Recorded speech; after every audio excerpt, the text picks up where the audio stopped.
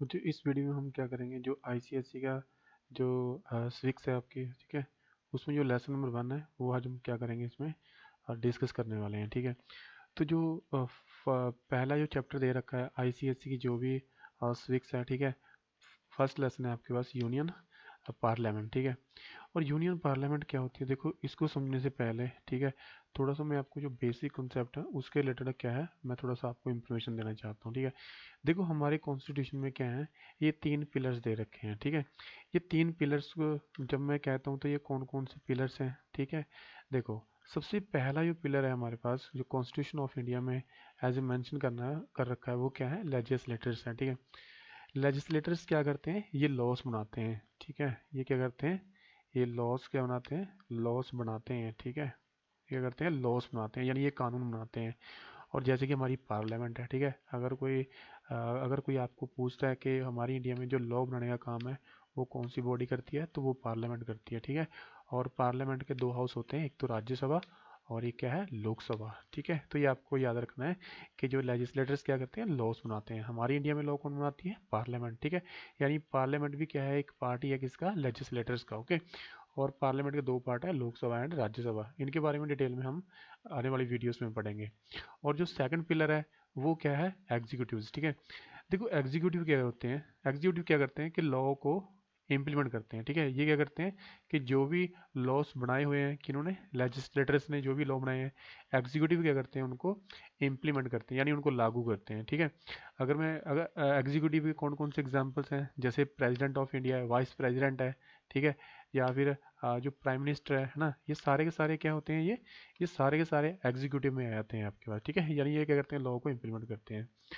और जो third pillar है हमारे, जो यहाँ पे कॉन्स्टिट्यूशन ऑफ इंडिया में दे रखा है, ठीक है, और वो थर्ड पिलर है यहाँ पे जुडिशरी। ठीक है, जुडिशरी क्या करती है, देखो जुडिशरी में क्या, सबसे पहले यहाँ पे हम देख लेते हैं कि जुडिशरी में क्या कुछ, जब मैं कहता हूँ कि जुडिशरी है, जुडिशरी मतलब क्या है कि जो यहाँ पे हमारे पास कोर्ट दे रखे हैं, ठीक है, चाहे यहाँ पे सुप्रीम कोर्ट है ना, सर्वोच्च जो न्यायालय है, इसके बाद हमारे पास हाई कोर्ट्स आ जाते हैं, है ना, इसके बाद क्या है, हमारे पास हाई कोर्ट्स आ जाते हैं।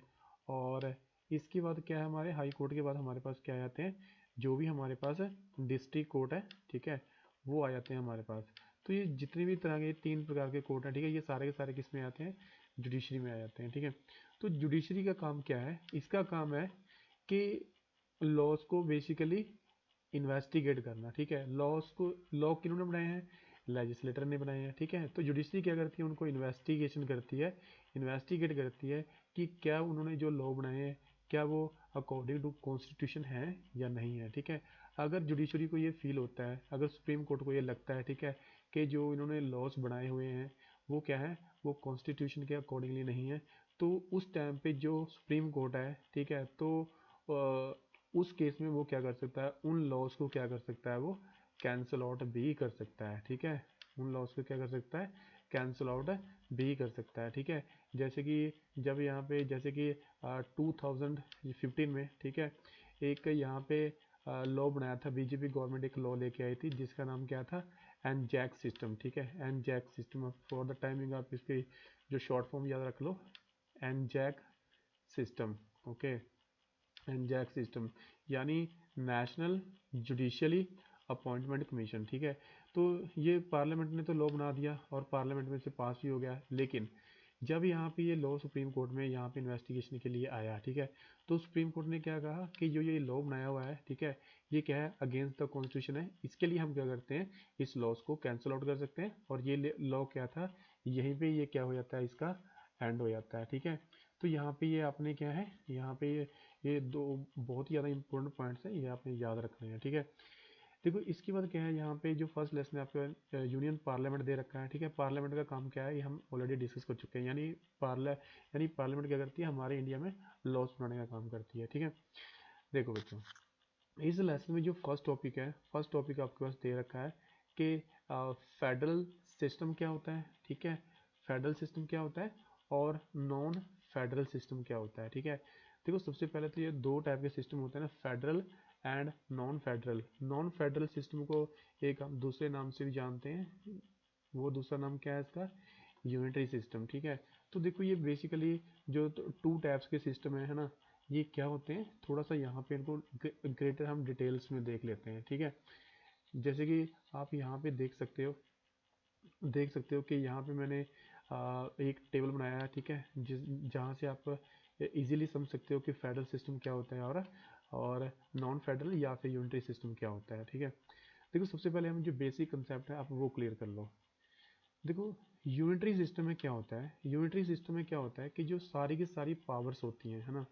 देखो जब मैं सारी की सारी पावर्स की बात कर रहा हूँ तो मैं कि कौन सी पावर्स की बात कर रहा हूँ, मैं पावर्स की बात कर रहा हूँ कि लॉ बनाने की पावर, ठीक है, लॉ मेकिंग पावर जिसको हम बोलते हैं, ठीक है, टैक्स को इम्प्लीमेंट करने की पावर, ठीक है, टैक्स को इम्प्लीमेंट करने की पावर होगी, ठीक है, जो पर्सन्स को अपॉइंट करने की पावर, ठीक है, अपॉइंटमेंट ऑफ जो पर्सन्स हैं जो हायर रैंक पे हैं उनको अपॉइंटमेंट करने की पावर, ठीक है, और किस कंट्री से जो क्या रिलेशन होंगे, ठीक है, उसके रिलेटेड पावर।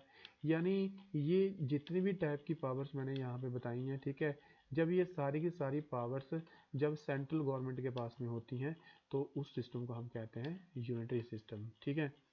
लेकिन जब सारी की सारी पावर्स जो मैंने यहाँ पे बताई हैं, चाहे वो लॉ मेकिंग पावर है, चाहे वो लॉ को इम्प्लीमेंट करने की पावर है, चाहे वो टैक्स को इम्पोज करने की पावर है, चाहे वो किसी जो हायर रैंक के ऑफिसर्स होते हैं चाहे उनको अपॉइंट करने की पावर्स है, ठीक है, जब ये सारी की सारी पावर ये सेंट्रल गवर्नमेंट के पास ना होके, ठीक है, आगे बंटी होती हैं, ठीक है, आगे सेंट्रल गवर्नमेंट ने डिस्ट्रीब्यूट किया होता है डिफरेंट डिफरेंट स्टेट्स में, ठीक है, तो उस सिस्टम को हम कहते हैं फेडरल सिस्टम, ठीक है।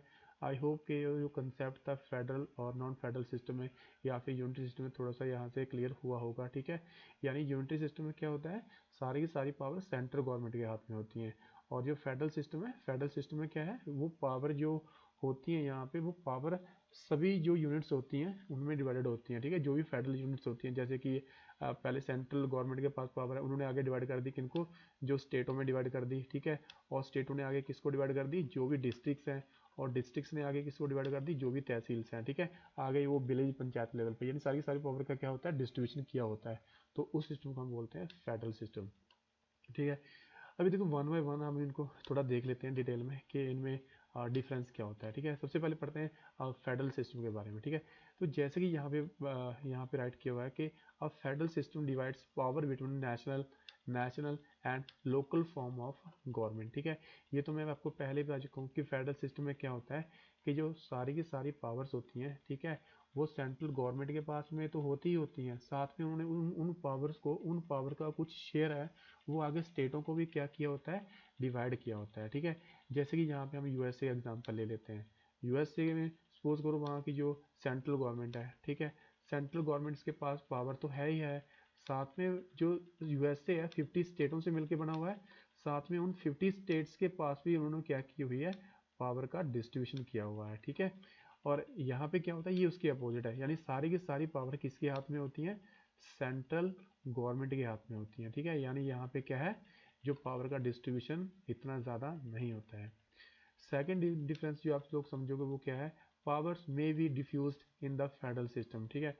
और यहाँ पे क्या है, ये इस पॉइंट का मीनिंग भी सेम ही है, ये पॉइंट मैं ऑलरेडी एक्सप्लेन कर चुका हूँ कि यहाँ पे जो फेडरल यूनिट्स होती हैं, ठीक है, फेडरल यूनिट्स का मतलब क्या होता है कि जैसे कि जब मैं यहाँ पे बता रहा हूँ कि जैसे कि सेंट्रल गवर्नमेंट होती है, इंडिया की बात करते हैं हम, ठीक है, और इंडिया में आगे 28 स्टेट्स हैं, ठीक है, तो सेंट्रल गवर्नमेंट के पास भी पावर है, लेकिन आगे उन्होंने जो पावर्स है उनको डिवाइड भी किया हुआ है, ठीक है। जैसे कि पंजाब गवर्नमेंट को भी पावर दे रखी है कि वो अपने एरिया में लॉ बना सकती है, हरियाणा को ऐसी सेम पावर दे रखी है कि हरियाणा अपने एरिया में लॉ बना सकता है, ठीक है। तो ये सारी यहाँ पे पावर का डिस्ट्रीब्यूशन होता है। लेकिन यूनिटरी सिस्टम में क्या होता है, यूनिटरी सिस्टम में जो पावर का डिस्ट्रीब्यूशन होता है वो होता ही नहीं है, ठीक है। अगर वो किसी कंट्री में एग्जिस्ट भी करता है तो बहुत ही कम पावर उन्होंने क्या दी होती है, जो उनके स्टेट होते हैं या फिर प्रोविंसेस होते हैं उनको डिस्ट्रीब्यूट की होती हैं, ठीक है। थर्ड डिफरेंस थर्ड डिफरेंस है, स्टेट्स और provinces are given considerable self rule usually through their own legislators, ठीक है। देखो यहाँ पे क्या बताया हुआ है, यहाँ पे स्टेट्स और प्रोविंसेस, इस पॉइंट को, थर्ड पॉइंट को मैं यहाँ पे समझाने की कोशिश करता हूँ, ठीक है। देखो सपोज करो ये क्या है, हमारा कंट्री है ना, ये क्या है, हमारा कंट्री है इंडिया, और यहाँ पे क्या है, देखो सेंट्रल गवर्नमेंट तो होती है जो सब पूरी कंट्री को देखती है, ठीक है, जो पूरे कंट्री के लिए लॉ बनाती है, जैसे कि पार्लियामेंट है हमारे पास, ठीक है, पार्लियामेंट पूरे कंट्री के लिए लॉ बनाती है। लेकिन देखो सेंट्रल गवर्नमेंट ने आगे जितने भी 28 स्टेट है हमारे पास, ठीक है, 28 स्टेट है, 28 स्टेट के हर एक स्टेट में क्या होती है, हर एक स्टेट में एक स्टेट लेजिस्लेटर्स होती है, ठीक है। अगर मैं पंजाब की बात करूँ यहाँ पे, तो पंजाब में भी क्या है, पंजाब की अपनी यहाँ पे क्या है, स्टेट लेजिस्लेटर है, ठीक है। ये स्टेट लेजिस्लेटर क्या काम करती है, ये स्टेट लेजिस्लेटर क्या करते हैं, ये जो पंजाब का एरिया उसके लिए लॉ बनाएंगे, ठीक है। ऐसे ही यहाँ पे हम हरियाणा की एग्जांपल ले लेते हैं कि जो हरियाणा में जो उनकी लेजिस्लेटर्स हैं वो क्या करेंगे, जो हरियाणा के लिए क्या करेंगे, लॉस बनाएंगे, ठीक है। यानी सेंट्रल गवर्नमेंट ने क्या किया है, कोई एक कानून बनाने का सिस्टम नहीं है, सेंटर पूरे इंडिया की लॉ बनाती है, और जो यहाँ पे ये प्रोविंशियल असेंबलीज हैं, ठीक है, हर एक स्टेट में ये क्या बनाती हैं, अपने अपने स्टेट के लिए लॉस बनाती हैं, ठीक है। ये क्या है, मीनिंग है थर्ड पॉइंट का। और जो थर्ड पॉइंट है यहाँ पे यूनिटरी सिस्टम के अंदर है, यहाँ पे क्या है, standardisation of laws and their implementation across the country, ठीक है। यानी यहाँ पे क्या होता है, यूनिटरी सिस्टम में क्या होता है, इसका अपोजिट होता है, ठीक है। फेडरल सिस्टम में पावर का डिस्ट्रीब्यूशन होता है, लेकिन यहाँ पे क्या होता है कि एक बार जो सेंटर ने जो भी लॉ बना दिया, ठीक है, चाहे वो चाहे वो टैक्स को लेके है, ठीक है, तो जितनी भी उनकी यूनिट्स होती हैं, मतलब जिनके भी उनके स्टेट होते हैं या फिर प्रोविंसेस होते हैं, ठीक है, उनको फॉलो करना ही पड़ेगा, ठीक है। तो ये कहाँ पे होता है, ये यूनिटरी सिस्टम में होता है, ठीक है। सपोज करो एग्जांपल लेते हैं कि अगर सेंट्रल गवर्नमेंट ने बोल दिया कि जो इनकम टैक्स है वो कितना होगा, 40% होगा, ठीक है। वो आपको कितना पे करना पड़ेगा, 40%, यानी 100 में से 40 रुपीज़ आपको गवर्नमेंट को देने होंगे। तो ठीक है, तो इस कंट्री में जितने भी वहाँ पे स्टेट होंगे या प्रोविंसेस होंगे, ठीक है, बेसिकली स्टेट्स को ही प्रोविंसेस कहते हैं कुछ कंट्रीज में, जैसे कि कनाडा में हो गया, ठीक है। तो उन जो स्टेट हैं सारे के सारे स्टेट्स को क्या करना पड़ेगा, ये 40% वाला जो लॉ है फॉलो करना पड़ेगा, ठीक है। लेकिन ऐसी कोई कंडीशन यहाँ पे फेडरल सिस्टम में होती नहीं है।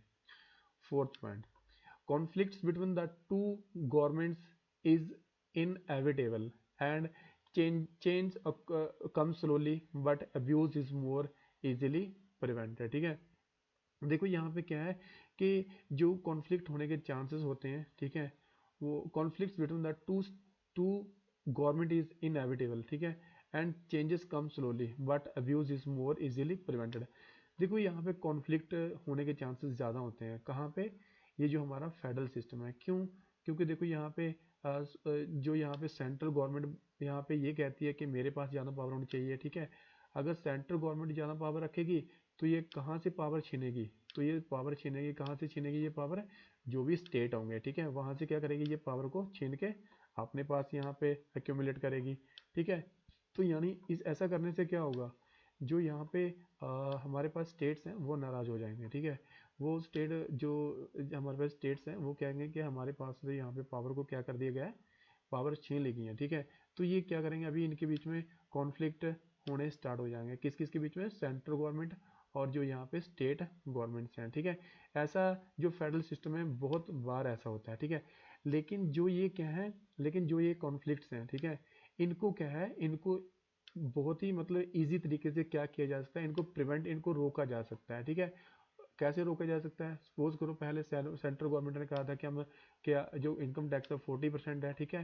तो अभी अभी जो ऐसा करने से क्या हुआ, स्टेट जितने भी स्टेट थे सारे के सारे नाराज हो गए सेंट्रल गवर्नमेंट से और विरोध करना स्टार्ट कर दिया।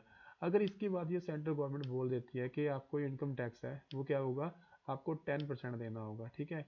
तो अभी क्या हो गया, अभी देखो जो सेंट्रल गवर्नमेंट ने थोड़ा सा इनको भी, इनकी बात भी मानी है, ठीक है। इनको ये होगा कि सेंट्रल गवर्नमेंट ने हमारी बात मानी है, हमें फॉलो कर रही है सेंट्रल गवर्नमेंट, ठीक है। हम भी क्या करेंगे, सेंट्रल गवर्नमेंट के साथ कोऑपरेट करेंगे, ठीक है। तो ये भी क्या कर लेते हैं, इसके बाद ये एग्री कर जाते हैं किसके साथ में, सेंट्रल गवर्नमेंट के साथ में, है ना।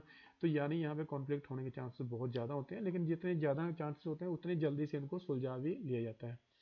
यहाँ पे क्या होता है, जो यूनिटरी सिस्टम है, this style of government effects change quickly but is vulnerable to abuse, ठीक है। देखो यहाँ पे क्या होते हैं कि अगर एक बारी कोई भी मतलब अगर कोई ऐसा कॉन्फ्लिक्ट होती है, ठीक है, तो पहली बार तो वो जो कॉन्फ्लिक्ट होने के चांसेस वहाँ पे बहुत ही कम होते हैं, क्यों, क्योंकि सारी की सारी पावर किसके हाथ में होती है, सेंट्रल गवर्नमेंट के हाथ में होती है। अगर कोई मान लो कॉन्फ्लिक्ट होती भी है, ठीक है, तो उस कॉन्फ्लिक्ट के कारण इस पूरी कंट्री का क्या है, पूरे कंट्री का यहाँ पे जो हिस्ट्री है वो चेंज होने का खतरा बना रहता है, ठीक है। क्यों, क्योंकि अगर एक बार लोग हैं, अगर वो विद्रोह करना उन्होंने स्टार्ट कर दिया है ना। और विद्रोह करने से ऐसा क्या हो जाता है कि वहाँ पे जो फाइटिंग की एक्टिविटीज़ होती हैं या फिर टेररिस्ट एक्टिविटीज़ होती हैं वो बढ़ जाती हैं, ठीक है। तो ऐसा करने से वहाँ की जो सेंट्रल गवर्नमेंट है उनका जो पूरा जो कंट्री का सिस्टम है वो चेंज होने के चांस बहुत ही ज़्यादा यहाँ पे क्या है बढ़ जाते हैं, ठीक है। तो ये थोड़ा सा यहाँ पे डिफरेंस था जो मैंने आप लोगों को बताया था फेडरल एंड यूनिटरी सिस्टम के बीच में, ठीक है। आई होप कि थोड़ा सा ये आप लोगों को इसके बारे में इंफॉर्मेशन मिली होगी, ठीक है। तो देखो यहाँ पे डिफरेंस तो मैंने बता चुका हूँ कि यहाँ पे दो सिस्टम में क्या होता है, ठीक है। अभी वन बाय वन करके इनको क्या करते हैं हम थोड़ा सा डिस्कस कर लेते हैं, ठीक है। देखो सबसे पहले हम पढ़ते हैं, हम सबसे पहले जो हमारे पास फेडरल सेटअप है, ठीक है, उसके बारे में पढ़ लेते हैं, ठीक है। तो जैसा कि यहाँ पे मैंने बताया कि फेडरल सिस्टम और यूनिटरी सिस्टम में क्या डिफरेंस होता है ये तो हम पहले ऑलरेडी डिस्कस कर चुके हैं, ठीक है। लेकिन हमारे इंडिया में कौन सा सिस्टम फॉलो किया जाता है? देखो हमारे इंडिया में ना तो यहाँ पे फेडरल सिस्टम फॉलो किया जाता है और ना ही यहाँ पे यूनिटरी सिस्टम फॉलो किया जाता है, ठीक है। हमारे इंडिया में जो फॉलो किया जाता है वो क्या है, वो कुछ फीचर्स हैं जो हमने कहाँ से लिए हैं, फेडरल सिस्टम के लिए, और कुछ ऐसे फीचर्स हैं वो हमने किससे लिए हैं, यूनिटरी सिस्टम के हैं, ठीक है। तो हमारे कॉन्स्टिट्यूशन में कुछ फीचर्स कहाँ के हैं, हमारे पास फेडरल सिस्टम के हैं, और कुछ फीचर कहाँ पे हमारे पास यूनिटरी सिस्टम के जो फीचर्स हैं, ठीक है। तो क्या क्या वो फीचर है थोड़ा सा उनके बारे में हम देख लेते हैं। देखो सबसे पहले हम बात करते हैं कि फेडरल जो फीचर्स हैं वो क्या क्या है ना, कौन कौन से फेडरल फीचर हमने ले रखे हैं। सबसे पहले तो देखो मैंने बताया कि India is a large country with 28 states, 29 states and 7 union territory. It is not possible in the Indian federal system for the states to break away as a separate unit from the union of India, this essential for maintaining the unity and integrity, ठीक है। देखो basically इस point में ये समझाने की कोशिश कर रहे हैं कि इंडिया क्या है, बहुत ही बड़ा कंट्री है ना। अगर यहाँ पे हमने यूनिटी बना के रखनी है, यहाँ पे अगर हमने स्टेटों को जोड़ के रखना है तो हमें क्या है, स्टेटों को भी थोड़ी सी क्या करनी पड़ेगी, उनको पावर डिस्ट्रीब्यूट करनी पड़ेगी, है ना। जिससे कि स्टेट ये ना सोचें कि जो सेंट्रल गवर्नमेंट है वो उनके खिलाफ है। तो स्टेट्सों को ऐसा लगना चाहिए कि जो सेंट्रल गवर्नमेंट है वो उनके कॉपरेशन के साथ उनके साथ क्या है काम कर रही है, ठीक है। सेकंड जो पॉइंट है वो क्या है, a federal system is the only system suitable to a country like India consisting of various types of people. This is of almost importance in India is to save from separatist forces fighting for fragmentation and provincialism of the country, ठीक है। देखो यहाँ पे क्या है, यहाँ पे अगर हमें जैसे कि यहाँ इस पॉइंट में ये बताने की कोशिश कर रहे हैं कि सपोज करो हमारे यहाँ पे ये हमारा कंट्री है, ठीक है।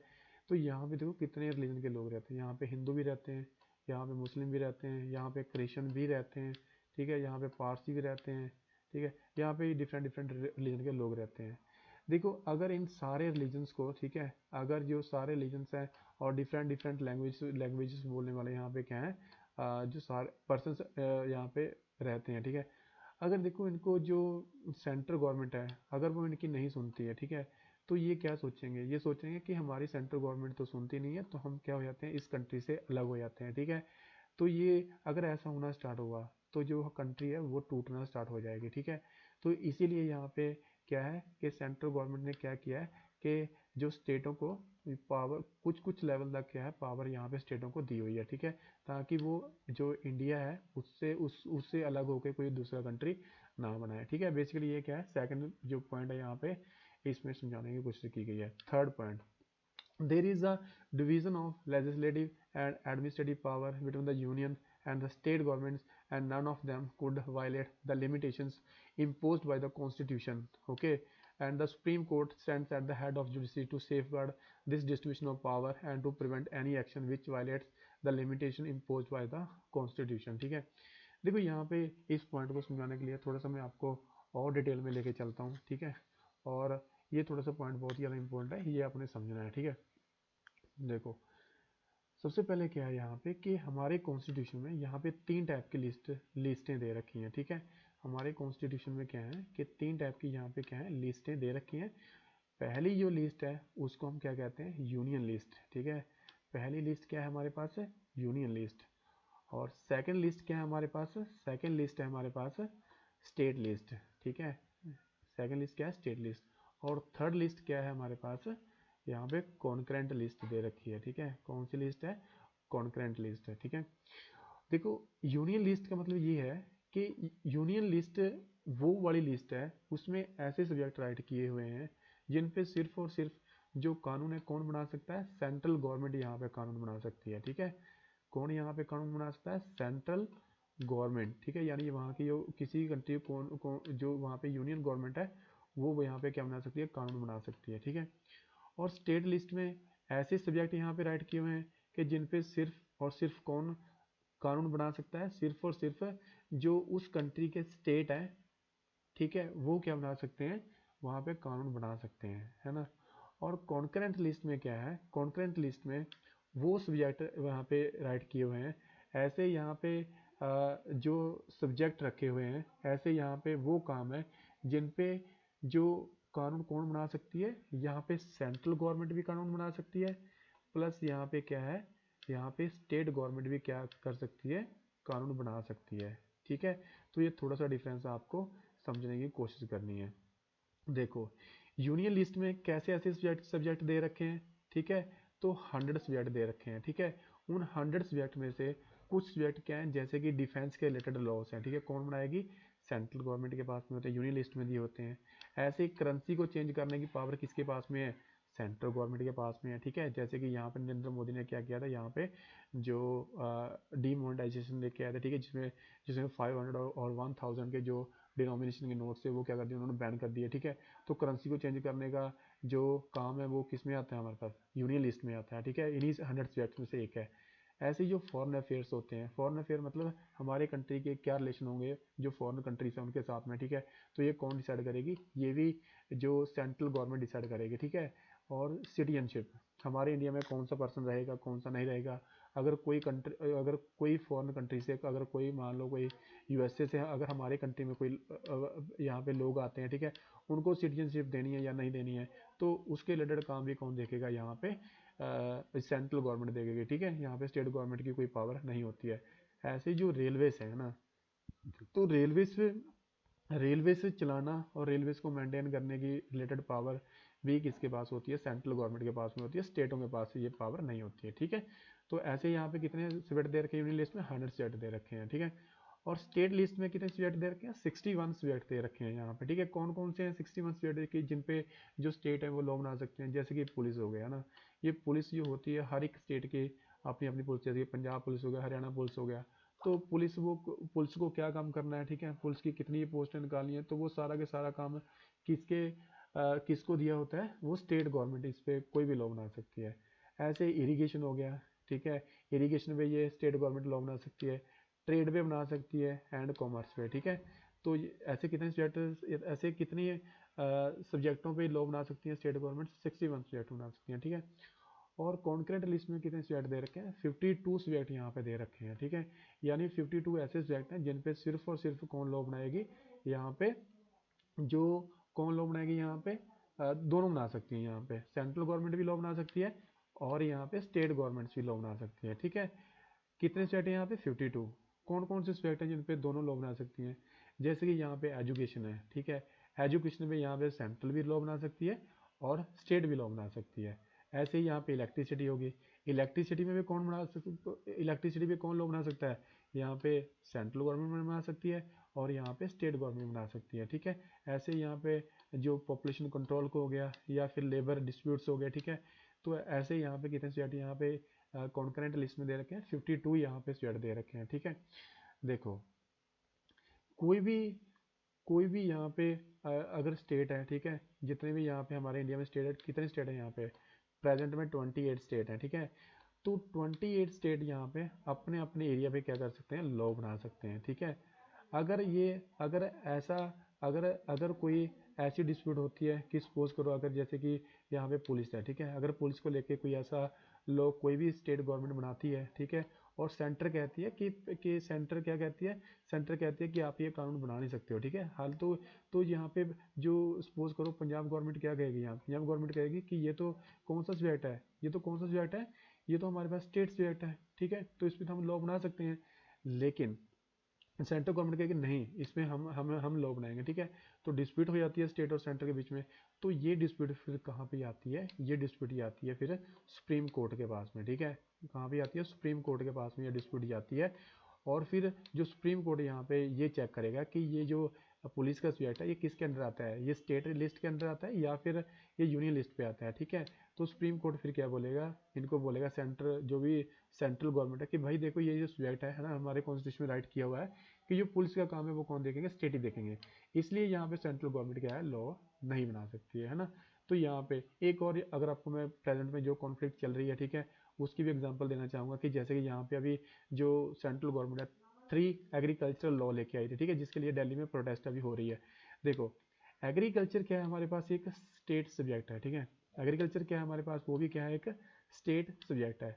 तो एग्रीकल्चर पे कौन लॉ बनाएंगे, एग्रीकल्चर पे कौन लॉ बनाएंगे, यहाँ पे स्टेट्स लॉ बना सकते हैं, ठीक है। लेकिन यहाँ पे सेंट्रल गवर्नमेंट क्या कह रही है कि 3 कानून हम लेके आए हैं, आपको ये फॉलो करने हैं।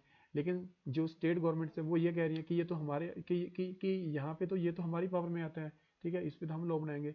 तो यहाँ पे कॉन्फ्लिक्ट चल रही है, और ये कॉन्फ्लिक्ट कितनी ज़्यादा खींचेगी कितनी ज़्यादा नहीं होगी, तो ये तो अभी हमें देखना पड़ेगा, ठीक है।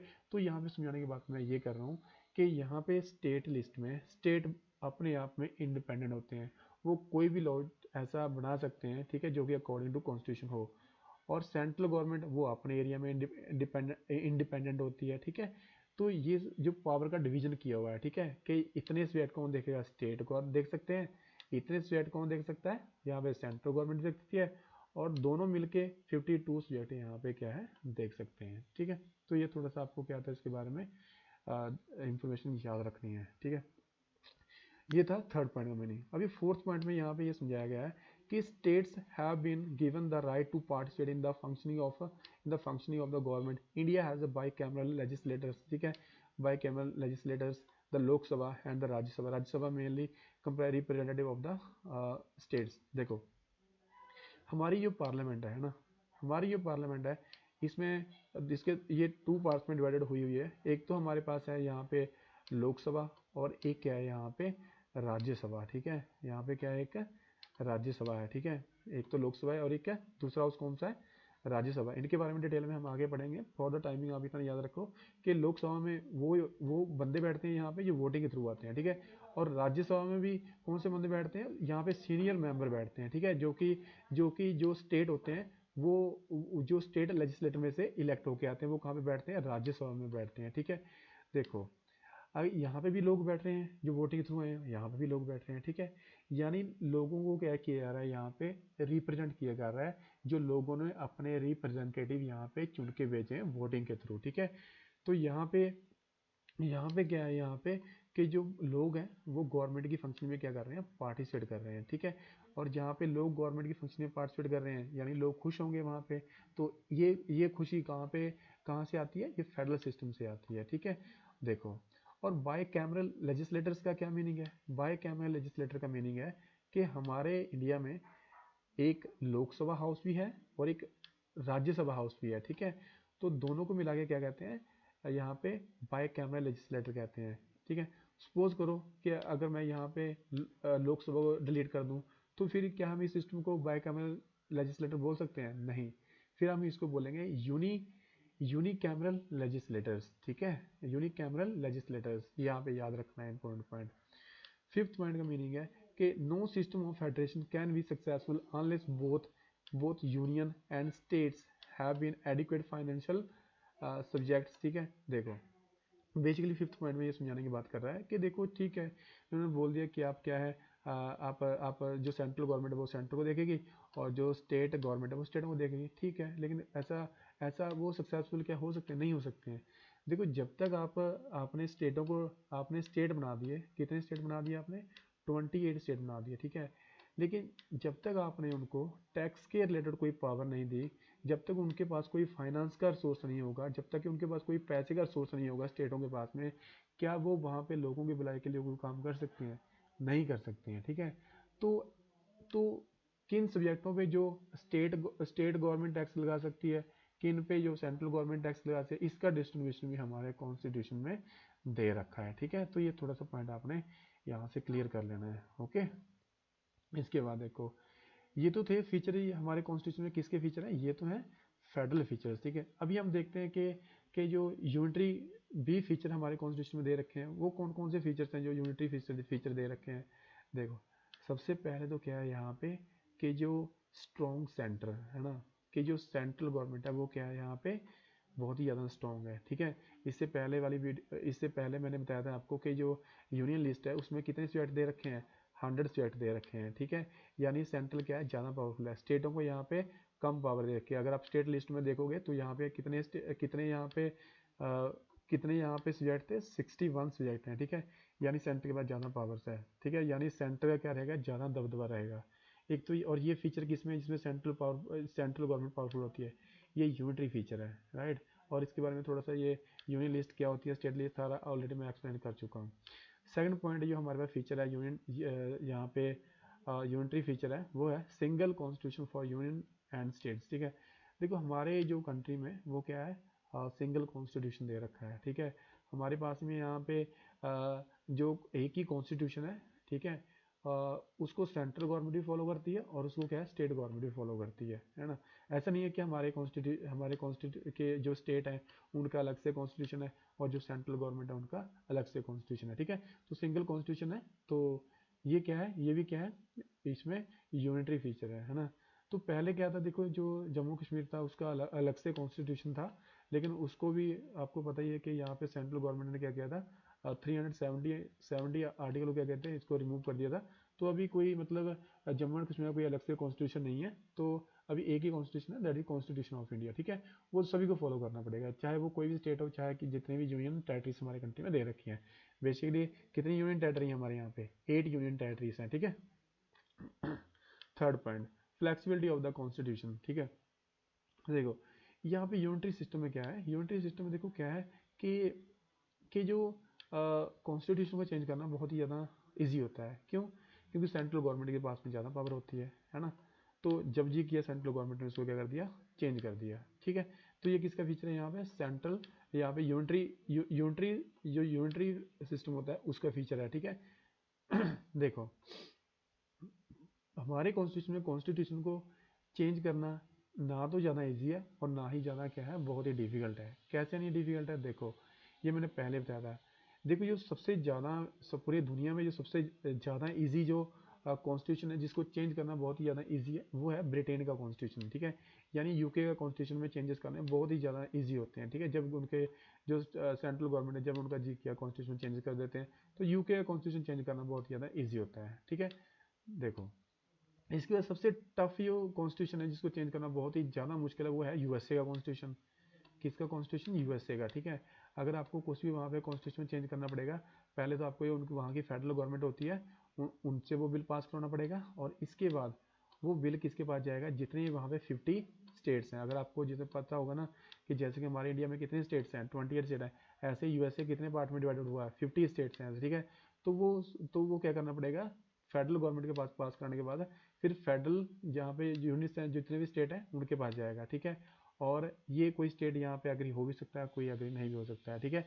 इट मीन्स जो यूएसए का कॉन्स्टिट्यूशन है उसको चेंज करना बहुत ही ज़्यादा डिफिकल्ट है, ठीक है। लेकिन ना तो हमारा कॉन्स्टिट्यूशन चेंज करना इतना ज़्यादा ईजी है जैसे कि ब्रिटेन का है, और ना ही हमारे कॉन्स्टिट्यूशन इतना ज़्यादा टफ है चेंज करना जितना कि यूएसए में दे रखा है, ठीक है।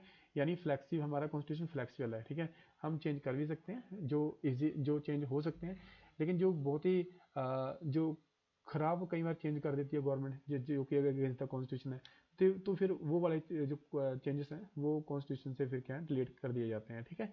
वो ऐसा ऐसा क्यों होता है, क्योंकि स्टेट फिर विड्रॉ करना स्टार्ट कर देते हैं।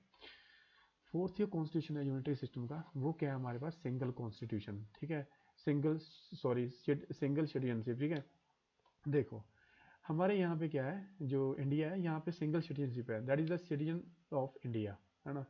यानी जैसे कि आपको यहाँ पे एग्जांपल देना चाहूँगा कि अगर आप यूएसए में जाओगे ना, है ना, तो वहाँ पे क्या है, देखो एक तो उनकी जो सिटीजनशिप होती है, एक तो सेंट्रल गवर्नमेंट की यानी फेडरल सिटीजनशिप होती है, ठीक है, सेंट्रल गवर्नमेंट की। अगर आप वहाँ पे किसी स्टेट में जाके रहते हो, जैसे कि आप मान लो न्यूयॉर्क में रहते हो, तो वहाँ की न्यूयॉर्क की गवर्नमेंट आपको क्या करेगी, अलग से अलग से क्या करेगी, आपको सिटीजनशिप प्रोवाइड करेगी, ठीक है। यानी वहाँ पे क्या है, ड्यूल सिटीजनशिप है, और हमारे इंडिया में क्या है, सिंगल सिटीजनशिप किसका फीचर है, यूनिटरी फीचर है ना। और इसके बाद देखो क्या दे रखा है यहाँ पे, नेक्स्ट जो टॉपिक पॉइंट दे रखा है वो क्या है, inequality of representation in Rajya Sabha, ठीक है। देखो राज्यसभा में क्या है, से ज़्यादा कुछ स्टेट से ज़्यादा बंदे आके बैठते हैं राज्यसभा में, कुछ स्टेटों से कम आते हैं, है ना। देखो ये समझाने के लिए ना थोड़ा सा मैं यहाँ पे आपको ये लिस्ट दिखाना चाहूँगा कि यहाँ पे जो राज्यसभा के जो बंदे बैठते हैं, ठीक है। देखो आंध्र प्रदेश से कितने बंदे आते हैं राज्यसभा में, 11 बंदे आते हैं, है ना। यानी 11 मेंबर होते हैं जो आंध्र से आते हैं। अरुणाचल प्रदेश से एक ही बंदा आता है, ठीक है। और अगर आप सबसे ज़्यादा जो मेंबर देखोगे कि जो राज्यसभा में बैठते हैं वो कहाँ के बैठते हैं, वो उत्तर प्रदेश से आते हैं, है ना। तो यानी किसी स्टेट से ज़्यादा आ रहे हैं, किसी स्टेट से कम आ रहे हैं। तो ये क्या है, इनइक्वालिटी है यहाँ पे, है ना। इनइक्वालिटी है यानी कुछ स्टेट को हमने ज़्यादा रिप्रेजेंटेशन दे रखी है, कुछ ज़्यादा रिप्रेजेंटेशन मतलब वहाँ से ज़्यादा बंदे बैठते हैं राज्यसभा में। अगर राज्यसभा में ज़्यादा बंदे बैठेंगे तो उनकी ज़्यादा सुनी जाएगी, ठीक है। सपोज करो कि यहाँ पे यूपी से 31% आ रहे हैं और कहाँ बैठे हैं राज्यसभा में, और अरुणाचल प्रदेश से एक ही बंदा आ रहा है। तो आप ही बताओ कि जो वहाँ का जो भी चेयरमैन होगा तो वो किसकी सुनेगा, वो 31 जो बंदों की जान सुनेगा या फिर वो जो एक बंदा वहाँ बैठा उसकी जान सुनेगा, है ना। तो ये वाला जो प्रॉब्लम आती है फिर यहाँ पे, ठीक है। आई होप कि ये थोड़ा सा यहाँ पे जो ये फीचर्स थे आपको यहाँ पे ज़्यादा क्लियर हुए होंगे, ठीक है। और जो हमारे पास नेक्स्ट टॉपिक है वो है हमारे पास यहाँ पे यूनियन पार्लियामेंट, ठीक है। अभी तक हमने देखा था कि लेजिस्लेटर्स क्या होते हैं, एग्जीक्यूटिव क्या होते हैं, ठीक है। जुडिशरी क्या काम करती है। इसके बाद हमने डिफरेंस बताया था कि आपको जो फेडरल सिस्टम क्या होता है या फिर नॉन फेडरल सिस्टम क्या होता है, ठीक है।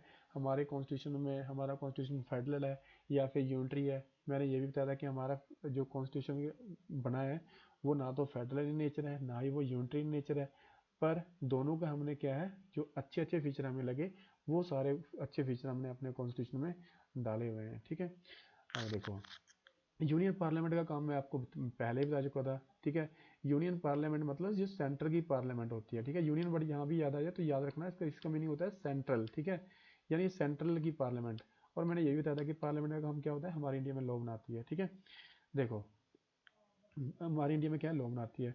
और पार्लियामेंट में क्या है देखो, यहाँ पे पार्लियामेंट में क्या है, अ, दो हाउस होते हैं, ठीक है। पार्लियामेंट में कितने हाउस होते हैं, यहाँ पे 2 हाउस होते हैं। एक हाउस होता है उसको क्या कहते हैं हम, लोकसभा कहते हैं, ठीक है। और दूसरे हाउस को हम क्या कहते हैं, राज्यसभा कहते हैं, ठीक है। दूसरे हाउस को क्या कहते हैं हम, राज्यसभा कहते हैं, ठीक है। और ये हम इन्हीं हाउस के बारे में क्या करेंगे, जो ये टॉपिक है हमारे पास हम पढ़ने जा रहे हैं इसके बारे में पूरा डिटेल में हम क्या करेंगे, डिस्कस करेंगे, ठीक है। तो सबसे पहले देखो हम डिस्कस करते हैं कि लोकसभा लोकसभा क्या होती है, ठीक है। देखो सबसे पहले तो ना इनके जो लोकसभा है इसको हम एक और नाम से जानते हैं, इसको हम क्या कहते हैं, हाउस ऑफ पीपल्स भी कहते हैं, ये दूसरा नाम है इसका, ठीक है। हाउस ऑफ पीपल्स भी इसको क्या कहते हैं, नाम है इसका, ठीक है। दूसरा इसका नाम है, इसको हम क्या कहते हैं, लोअर हाउस भी कहते हैं। क्या कहते हैं इसको हम, लोअर हाउस भी कहते हैं, ठीक है। अगर ये एग्जाम में पूछा जाए कि लोअर हाउस क्यों कहते हैं, क्योंकि जो हमारी कंट्री के जो लोअर जो बैकग्राउंड के लोग हैं, ठीक है, वो आते हैं और यहाँ पे बैठते हैं, ठीक है। तो यहाँ पे यानी हमारे सोसाइटी के जो लोअर तबके के लोग हैं वो यहाँ पे आते हैं और बैठते हैं। यानी लोकसभा को हम लोअर हाउस भी कहते हैं और हाउस ऑफ पीपल्स भी कहते हैं, राइट। तो थोड़ा सा ये आपको याद रखना है इसके रिलेटेड। फिर इसके बाद देखो लोकसभा में क्या है, देखो लोकसभा में बता चुका हूँ, देखो लोकसभा बनती कैसे है, ठीक है। लोकसभा एक हाउस से बता चुका हूँ, पार्लियामेंट में है, ठीक है। और यहाँ पे देखो लोकसभा में जो मेंबर बैठते हैं ना, यहाँ पे कौन से मेंबर यहाँ पे लोकसभा में बैठेंगे कौन से नहीं बैठेंगे, ये डिसाइड कौन करता है, ये डिसाइड करते हैं आपके पास में इलेक्शंस, ठीक है। इलेक्शंस होते हैं इसके लिए, ठीक है, जिनको हम क्या कहते हैं, जनरल इलेक्शंस कहते हैं। और ये क्या है, हर एक 5 साल के बाद इलेक्शन होते हैं। और जो जो वहाँ पे जो बंदे वहाँ पे इलेक्शन विन करते हैं, जिनको हम एमपीज कहते हैं, मेंबर ऑफ पार्लियामेंट कहते हैं, ठीक है। तो वो वाले एमपी क्या करते हैं, फिर यहाँ पे लोकसभा में आके बैठते हैं, ठीक है। तो उनके बारे में हम डिस्कस करेंगे। सबसे पहले देख लेते हैं कि लोकसभा की जो टर्म होती है, तो लोकसभा कितने टाइम के लिए बनती है, 5 साल के लिए बनती है लोकसभा, ठीक है। तो इसका टाइम पीरियड क्या है कि जो भी बंदे इलेक्शन के थ्रू आए हैं वो कितना टाइम यहाँ पे बैठ सकते हैं, तो 5 साल यहाँ पे मैक्सिमम बैठ सकते हैं, ठीक है। इसके रिलेटेड है, ठीक है। अगर कोई मान लो इमरजेंसी की सिचुएशन आ जाए, सपोज करो कि आज जो पाकिस्तान है ना वो क्या कर दे, इंडिया पे अटैक कर दे, ठीक है। तो उस और ऐसा क्या हुआ कि पाकिस्तान और इंडिया के बीच में वार होना स्टार्ट होगी, और ये वार क्या बहुत ही लंबी चल रही है, 2 साल ये वार चल रही है। तो ऐसा करने से क्या होगा, ठीक है, ऐसा करने से क्या होगा कि जो लोकसभा है इसका टाइम पीरियड 5 साल से बढ़ाकर 6 साल भी किया जा सकता है, ठीक है। 5 साल से बढ़ा के क्या है, 6 साल भी किया जा सकता है, ठीक है। जैसे कि यहाँ पे राइट किया हुआ है, during the proclamation of emergency the period of Lok Sabha may be extended by parliament for 1 year at a time, ठीक है। The new Lok Sabha must be elected with in 6 months after the national emergency is lifted, ठीक है। तो एक यहाँ पे ये point समझाया गया है कि एक तो लोकसभा का टाइम पीरियड क्या है, इंक्रीज किया जा सकता है, बढ़ाया जा सकता है, यानी 5 से 6 साल किया जा सकता है जब कोई इमरजेंसी की सिचुएशन आ जाती है। जैसे कि इमरजेंसी की सिचुएशन क्या है, ये कोई जैसे कि हमारे पाकिस्तान अटैक कर दे या फिर चाइना हमारे पे अटैक कर दे, ठीक है। दूसरा, जब वो लड़ाई क्या है, जब वो वार खत्म हो जाएगी, ठीक है, तो उसके 6 महीने के बाद वो क्या करवाने पड़ेंगे, फिर इलेक्शंस वहाँ पे करवाने जरूरी हैं, ठीक है। वहाँ पे इलेक्शन होंगे, वहाँ से बंदे आएंगे, वो कहाँ पे बैठेंगे, फिर लोकसभा में बैठेंगे, ठीक है। तो ये टर्म आपने याद रखनी है। इसके बाद देखो क्या है, कॉम्पोजिशन, है ना, कि लोकसभा में कितने मेंबर होते हैं, कितने मेंबर नहीं होते हैं। ये कॉम्पोजिशन हमने यहाँ पे जो डायग्राम दे रखा है, बहुत ही अच्छा डायग्राम दे रखा है। ये थोड़ी सी यहाँ पे समझाने की मैं आपको कोशिश करता हूँ, ठीक है। देखो, जो यहाँ पे डायग्राम दे रखा है, ठीक है, पार्लियामेंट होगी, पार्लियामेंट के कितने हाउस होते हैं यहाँ पे, पार्लियामेंट के 2 हाउस होते हैं, एक तो लोकसभा होगी और दूसरा कौन सा होता है यहाँ पे, राज्यसभा होगी, ठीक है। राज्यसभा के बारे में हम बाद में डिस्कस करेंगे। फॉर द टाइमिंग हम किसके बारे में डिस्कस कर रहे हैं, लोकसभा के बारे में। और लोकसभा में टोटल कितने मेंबर यहाँ पे होते हैं, लोकसभा में 552 मेंबर होते हैं। मैक्सिमम मेंबर कितने हो सकते हैं, 552 मैक्सिमम मेंबर हो सकते हैं, ठीक है। और इन 552 मेंबर में से जो 530 मेंबर हैं, यानी 530 मेंबर्स हैं, वो कहाँ से इलेक्ट होके आएंगे, वो आएंगे आपके पास स्टेटों में से, ठीक है। यानी स्टेटों से, स्टेट्स में क्या होंगी, वही जनरल इलेक्शंस होंगे, ठीक है, जनरल इलेक्शन होंगे। और फिर जनरल इलेक्शंस होने से क्या होगा, फिर जो बंदे वहाँ पे जीत के आएंगे, ठीक है, वो बंदे कहाँ पे बैठेंगे, फिर वो बंदे बैठेंगे आपके पास में लोकसभा के बीच में, ठीक है। तो थोड़ा सा आपको ये भी याद रखना है कि यहाँ पे 530 मेंबर कहाँ से आते हैं, स्टेटों से आते हैं, ठीक है। इसके बाद ये रखा है कि 20, चलो 530 मेंबर तो आपके पास स्टेटों से आ गए। फिर ये 20 मेंबर कहाँ से आते हैं, है ना, ये 20 मेंबर आते हैं आपके पास में जो यूनियन टेरिटरीज हैं, है ना। तो ये 20 मेंबर कहाँ से आते हैं, यूनियन टेरिटरीज। फिर आप कहोगे सर ये तो 530 और 20, ये तो 550 हो रहे हैं, लेकिन आप तो कह रहे हो कि यहाँ पे 552 मेंबर हैं, है ना। तो 2 मेंबर सर कहाँ पे खा गए आप, ठीक है। तो 2 मेंबर बच्चों जो आपके पास यहाँ पे नॉमिनेट किए जाते हैं, वो प्रेसिडेंट के द्वारा नॉमिनेट किए जाते हैं, ठीक है। किसके द्वारा 2 मेंबर नॉमिनेट किए जाते हैं, प्रेसिडेंट के द्वारा, ठीक है। प्रेसिडेंट क्या करता है, और ये प्रेसिडेंट ऐसा नहीं है कि किसी भी बंदों को नॉमिनेट करके ये कहाँ पे उनको भेज देगा, लोकसभा में बैठने के लिए बोल देगा, ठीक है। ये जो 2 मेंबर आएंगे, ये एक कम्युनिटी है, ये एंग्लो इंडियन कम्युनिटी से ये क्या है, ये मेंबर यहाँ पे चुने जाएंगे, किसके द्वारा, प्रेसिडेंट के द्वारा, ठीक है। और देखो, अब अगर आप पूछोगे तो सर ये एंग्लो इंडियंस कौन से होते हैं, देखो एंग्लो इंडियंस क्या है, सपोज करो यहाँ पे ये बच्चा है, ठीक है, ये क्या है, बच्चा है, और मैंने इसका नाम रख दिया ए, है ना, ये जो बच्चा है, और इस बच्चे के कोई ना कोई पेरेंट्स भी होंगे, ठीक है। ये क्या है, सपोज करो पेरेंट्स है, ये इसके पापा है, ठीक है, पी, और ये क्या है, इसके मोम है ना, ये क्या है, इसकी मम्मा है, ठीक है, ये क्या है, इसकी मम्मा है, और ये क्या है, ये इनका बच्चा है। देखो, अगर कोई भी पर्सन जिनके पेरेंट्स में से एक फॉरेन कंट्री का हो, ठीक है, और एक हमारे कंट्री का हो, तो उसका जो बच्चा पैदा होगा उसको हम कहेंगे एंग्लो इंडियंस, ठीक है। यानी जो पेरेंट्स हैं, बच्चे के जो पेरेंट्स हैं, उनमें से एक फॉरेन कंट्री का होना चाहिए, ठीक है, उनको हम बोलेंगे एंग्लो इंडियंस, ठीक है। तो थोड़ी सी कॉम्पोजिशन दी, आई होप के थोड़ा सा ये यहाँ से आपको क्लियर हुआ होगा, ठीक है। लेकिन लेकिन क्या प्रेजेंट में हमारे पास 552 मेंबर यहाँ पे बैठते हैं, तो आंसर है नो, ठीक है। आंसर क्या है यहाँ पे, नो। फिर बोलोगे सर कि यहाँ पे कितने मेंबर हैं हमारे पास यहाँ पे लोकसभा में बैठते हैं। देखो, जो हमारे पास प्रेजेंट में मेंबर हैं, कितने मेंबर यहाँ पे बैठते हैं, हमारे पास 500, ठीक है, 45 मेंबर क्या हैं, प्रेजेंट में लोकसभा में बैठते हैं, ठीक है।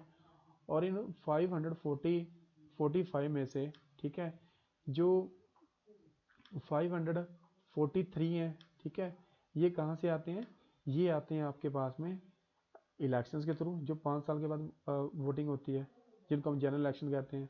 और जो 2 मेंबर हैं, 2 मेंबरों को कौन नॉमिनेट करता है, 2 मेंबर को नॉमिनेट करते हैं प्रेसिडेंट। किस कम्युनिटी से करता है?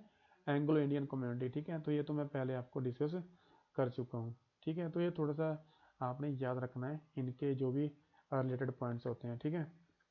चलो अभी क्या है, देखो हम इनके बारे में थोड़ा सा डिस्कस कर लेते हैं। अगर आपको कॉम्पोजिशन समझ में आई होगी, ठीक है। तो कॉम्पोजिशन में यही समझाया हुआ है कि 530 मेंबर कहाँ से आएंगे? स्टेटों से आएंगे, ठीक है, इलेक्शंस के थ्रू। और जो 20 मेंबर कहाँ से आएंगे? यूनियन टेरिटरी से आएंगे, ठीक है। और जो 2 मेंबर्स हैं, 2 मेंबर्स को कौन नॉमिनेट करेगा? प्रेसिडेंट नॉमिनेट करेगा। और कहाँ से आएंगे वो? एंग्लो इंडियन से होंगे, ठीक है। इसके बाद देखो, इसके बाद एक और भी चीज़ यहाँ पे दे रखी है कि the allotment of members to the various state is made on the population basis, ठीक है। UP is represented in the Lok Sabha by 80 members, ठीक है। एंड महाराष्ट्र 48 मेंबर्स, मणिपुर ऐसे भी है, ठीक है। तो यहाँ पे ये ना आपको एक और लिस्ट दिखाना चाहूँगा यहाँ पे कि हर एक स्टेट से वो कितने मेंबर लोकसभा में मैक्सिमम मेंबर भेज सकते हैं। यहाँ पे लिस्ट दे रखी है, ठीक है। ये दिख रहा है आपको यहाँ पे कि लोकसभा की लिस्ट यहाँ पे दे रखी है। थोड़ा सा मैं और जूम करता हूँ ताकि ये आप लोगों को समझ में ज़्यादा बेटर तरीके से आ जाए। यहाँ पे देखो, अभी देखो अरुणाचल प्रदेश लोकसभा में कितने मेंबर मैक्सिमम भेज सकता है? आंध्र प्रदेश 25 मेंबर मैक्सिमम भेज सकता है, आंध्र प्रदेश, ठीक है। और 2 मेंबर कौन भेज सकता है? अरुणाचल प्रदेश भेज सकता है, ठीक है। और ऐसे ही यहाँ पे जो यूपी है वो मैक्सिमम कितने मेंबर भेज सकता है? 80 मेंबर्स भेज सकता है ना। तो ये ज़्यादा मतलब ये यूपी ज़्यादा ये बंदे भेज रहा है लोकसभा में। और जो यहाँ पे जो सिक्किम है वो एक ही बंदा भेज रहा है। तो ऐसा क्यों होता है, ठीक है। ये कौन डिसाइड करता है? देखो ये डिसाइड किया जाता है पॉपुलेशन के बेसिस पे, ठीक है, पॉपुलेशन के बेसिस पे। यानी जिस स्टेट की पॉपुलेशन जितनी ज़्यादा होगी तो उस स्टेट से उतने ही ज़्यादा मेंबर कहाँ पे बैठेंगे? लोकसभा में बैठेंगे, ठीक है। इसलिए यहाँ पे जो त्रिपुरा की पॉपुलेशन है या फिर यहाँ पे सिक्किम की पॉपुलेशन, तो इतनी ज़्यादा पॉपुलेशन नहीं है कि ज़्यादा मेंबर यहाँ से आ सकें, ठीक है। और ये डिसाइड कौन करता है कि लोकसभा में कितने मेंबर बैठेंगे? ये आपका डिसाइड किया जाता है पॉपुलेशन के बेसिस पे। किसके द्वारा? इलेक्शन कमिश्नर के। इलेक्शन कमीशन ये होता है वो डिसाइड करता है, ठीक है। तो थोड़ी सी ये इंपॉर्टेंट शीट है, ये जो लिस्ट दे रखी है ये आपको 2 या 3 बार देख लेनी है, ठीक है। अगर मैं आपको क्वेश्चन पूछूं कि हमारा पंजाब है, पंजाब की बात करते हैं कि पंजाब लोकसभा में कितने मेंबर भेज सकता है? तो लोकसभा में कितने मेंबर भेजेगा? 13 मेंबर भेज सकता है। और राज्यसभा में 7 मेंबर भेज सकता है, ठीक है। तो आपको अपने स्टेट के रिलेटेड भी इंफॉर्मेशन याद रखनी है। तो देखो ये तो हम किसके बारे में पढ़ रहे थे? ये तो हम लोकसभा के बारे में पढ़ रहे थे, ठीक है। चलो ठीक है, हमने लोकसभा के बारे में पढ़ भी लिया, ठीक है। फिर कहोगे सर हमें टर्म्स के बारे में भी इंफॉर्मेशन मिल गई है, ठीक है। और हमने ये भी देख लिया कंपोजिशन क्या होती है लोकसभा की।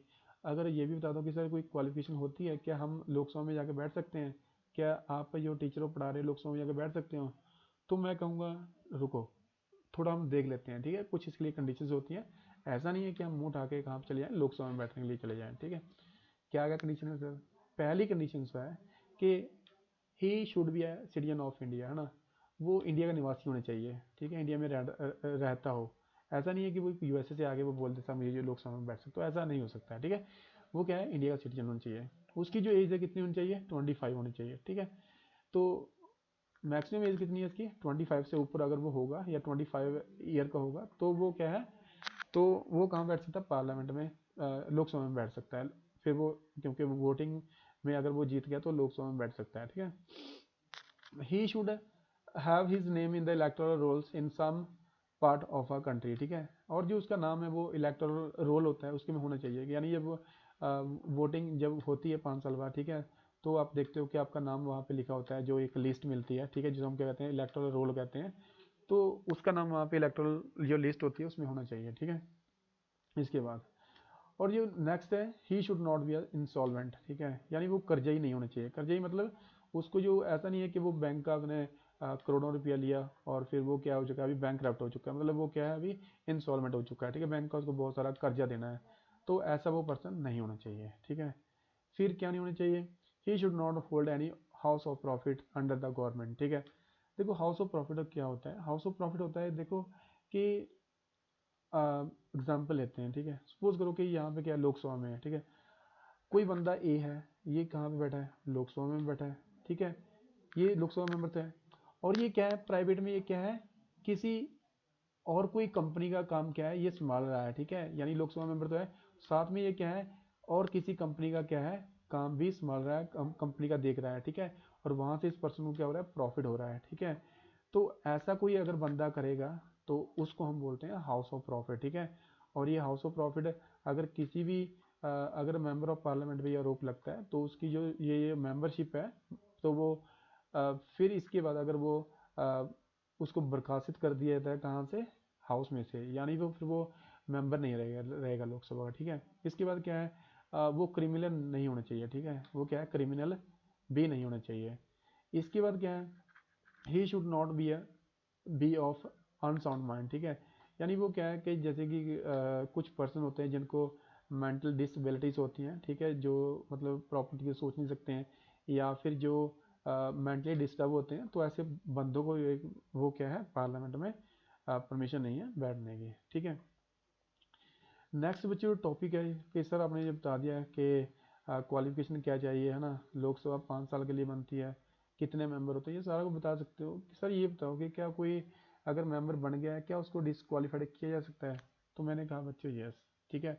कौन कौन सी कंडीशन है सर कि जिसके बेस पे अगर वो एक बार लोकसभा में मेंबर बैठ जाते हैं उनको डिसक्वालीफाई किया जाता है।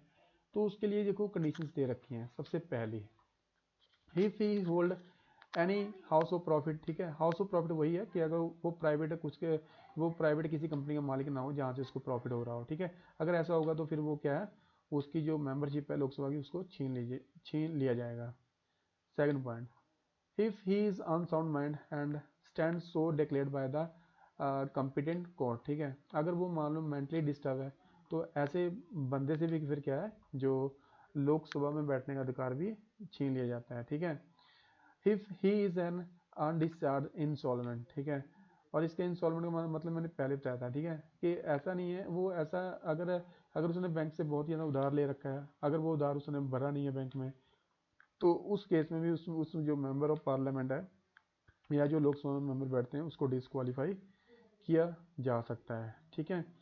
Fourth point, if he is not a citizen of India and has voluntarily acquired citizenship of foreign state or is under any acknowledgement of allegiance or adherence of foreign power। देखो इस point का जो meaning है वो ये है कि कोई मान लो पर्सन बी है, ठीक है, ये कहाँ पे रहता था, ये रहता था इंडिया में, लेकिन वो कहाँ पे चला गया, यूएसए में चला गया, और यूएसए ने क्या किया, उनको उनको सिटीजनशिप दे दी, ठीक है। अगर कोई बंदा इंडिया का बंदा है, अगर वो मेंबर ऑफ पार्लियामेंट है, अगर वो जहाँ तक यूएसए में रहता है वहाँ की उसको सिटीजनशिप हासिल हो जाती है, तो फिर वो मेंबर ऑफ पार्लियामेंट नहीं रहेगा, उसको डिस्क्वालीफाई कर दिया जाएगा, ठीक है। Fifth point, if he is so disqualified by under any law made by the parliament, ठीक है। अगर कोई और भी वो ऐसा कोई लॉ है, ठीक है, जिसके बेस पे पार्लियामेंट के लॉ के अकॉर्डिंगली उसको डिस्क्वालीफाई किया जाता है, तो भी उसको डिस्क्वालीफाई माना जाएगा। इसके बाद वो क्या है, यहाँ पे पार्लियामेंट में नहीं बैठ सकता है, ठीक है। तो आपने ये याद रखना है यहाँ पे। Next, if any questions arises as to whether of the member of either house of parliament has become subject to any of the above, the president's decision in this accordance with the opinion of the election commission shall be final, ठीक है। तो ये disqualification के related जो भी decision है, ठीक है, वो किसके द्वारा ली जाएगा, कहते हैं प्रेसिडेंट का जो डिसीजन होगा वो फाइनल रहेगा, ठीक है। अगर प्रेसिडेंट बोल देगा कि कोई मेंबर डिस्क्वालीफाइड है तो उसको डिस्क्वालीफाई कर दिया जाएगा, लेकिन प्रेसिडेंट अकेले में कुछ नहीं कर सकता है, उसको सलाह लेनी पड़ेगी किसकी, इलेक्शन कमिश्नर, इलेक्शन जो कमीशन होता है हमारे पास उसकी सलाह लेनी पड़ेगी, ठीक है। और अगर मैं पूछूं कि इलेक्शन कमिश्नर का काम क्या होता है, ये देश में वोटिंग कराता है, ठीक है। ये लोकसभा की वोटिंग होती है, या प्रेसिडेंट की वोटिंग होती है, वाइस प्रेसिडेंट की वोटिंग होती है, राज्यसभा की वोटिंग होती है, तो ये किसके द्वारा की करवाई जाती है, इलेक्शन कमीशन के द्वारा करवाई जाती है, ठीक है। देखो और एक वन मोर पॉइंट, अब penalty of 500 per day may be imposed upon a person who sits or votes in either house of parliament knowing that he is not qualified or that he is disqualified for membership। देखो देखो अगर कोई member अगर parliament में बैठा है, ठीक है, और उसको पता है कि वो डिस्क्वालीफाइड है, अगर फिर भी पार्लियामेंट में बैठा है तो किसका कितना फाइन लगेगा, उसको 500 रुपीज़ फाइन लगेगा, ठीक है।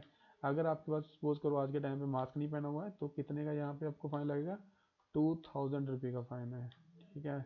तो देख सकते हो ये ऐसा हमारी कंट्री में हो रहा है ना। तो ये भी आपको याद रखना है।